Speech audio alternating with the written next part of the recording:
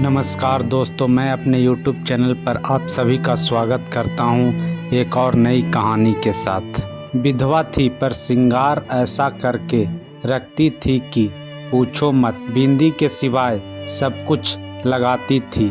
पूरी कॉलोनी में उनके चर्चे थे।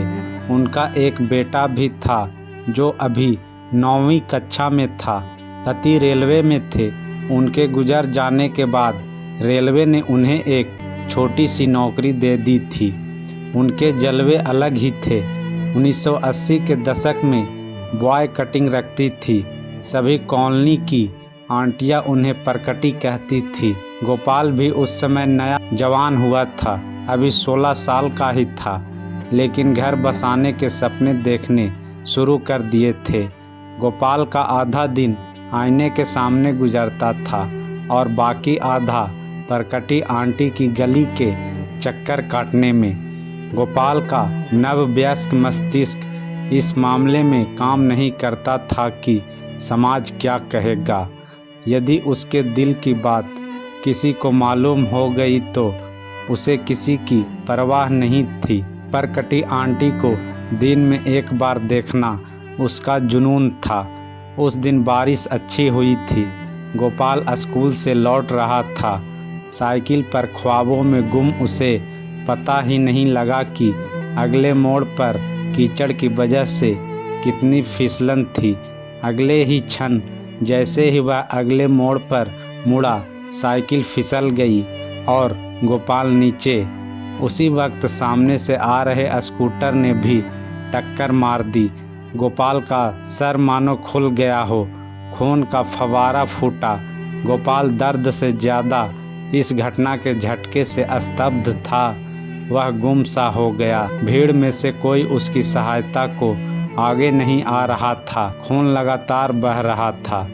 तभी एक जानी पहचानी आवाज़ गोपाल नाम पुकारती है। गोपाल की धुंधली हुई दृष्टि देखती है कि परकटी आंटी भीड़ को चीर पागलों की तरह दौड़ती हुई आ रही थी। परकटी आंटी ने गोपाल का सिर गोद में लेते ही उसका माथा, जहां से खून बह रहा था, उसे अपनी हथेली से दबा लिया। आंटी की रंगीन ड्रेस खून से लथपथ हो गई थी। आंटी चिल्ला रही थी, अरे कोई तो सहायता करो, यह मेरा बेटा है, कोई हॉस्पिटल ले चलो हमें। गोपाल को अभी तक भी याद है, एक तिपहिया वाहन रुकता है, लोग उसमें उन दोनों को बैठाते हैं। आंटी ने अब भी उसका माथा पकड़ा हुआ था, उसे सीने से लगाया हुआ था।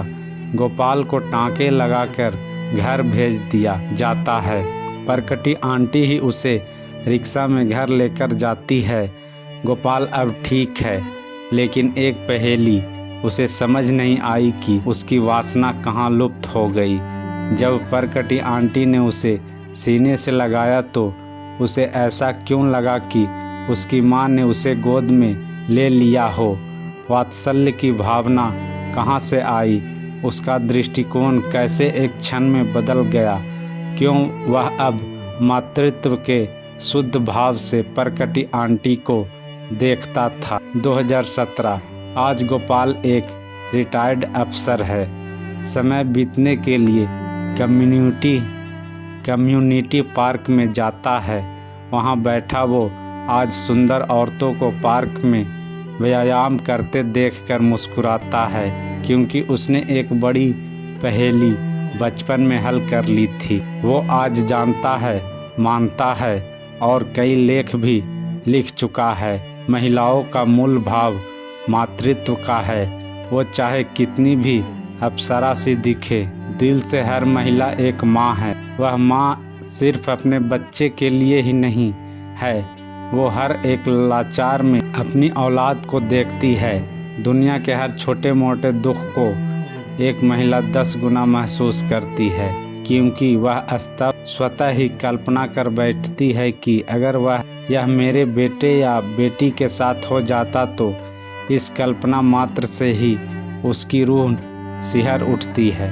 वो रो पड़ती है और दुनिया को लगता है कि महिला कमज़ोर है। गोपाल मुस्कुराता है, मन ही मन कहता है कि हे विश्व के भ्रमित मर्दों, औरत दिल से कमज़ोर नहीं होती, वो तो बस माँ होती है।